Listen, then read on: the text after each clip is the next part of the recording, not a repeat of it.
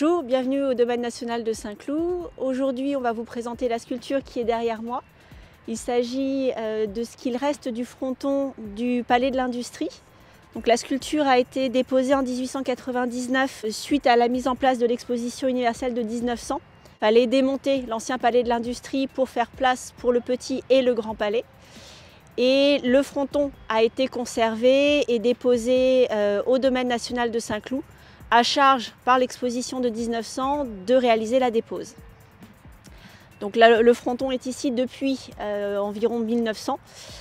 Il a été restauré au moment de la dépose et aussi en 1924. Donc la France couronnant les arts et l'industrie de Elias Robert. Elias Robert, c'était un sculpteur assez connu à l'époque qui était l'élève notamment de David d'Angers.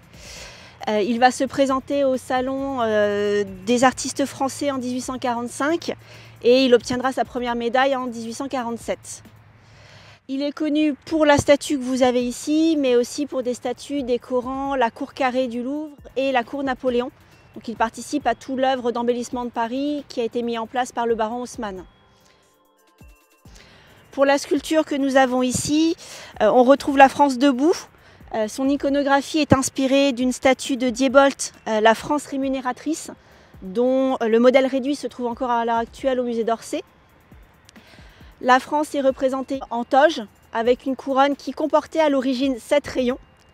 Et elle est en train donc de couronner les arts et l'industrie. Arts et industrie, eux aussi vêtus de toge, avec des couronnes. Donc on retrouvait une couronne de feuilles de chêne pour l'industrie et une d'étoiles pour les arts. On retrouvait également une enclume pour l'industrie et une espèce de carnet de dessin pour les arts, attributs qui ont malheureusement disparu.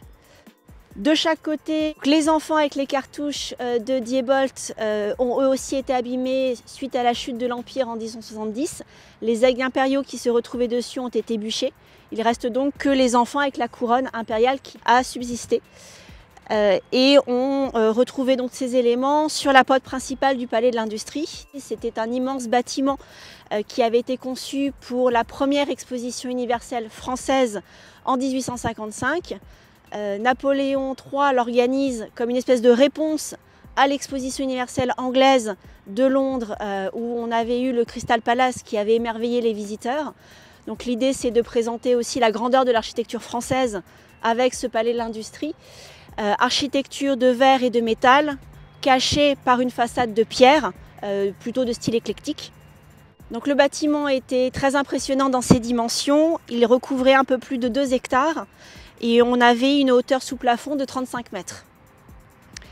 Ce bâtiment est destiné, contrairement à beaucoup de bâtiments d'exposition universelle, à rester pérenne. Donc il va être réutilisé par la suite pour des expositions des Beaux-Arts, ça c'est plutôt dans le côté bâtiment des Beaux-Arts.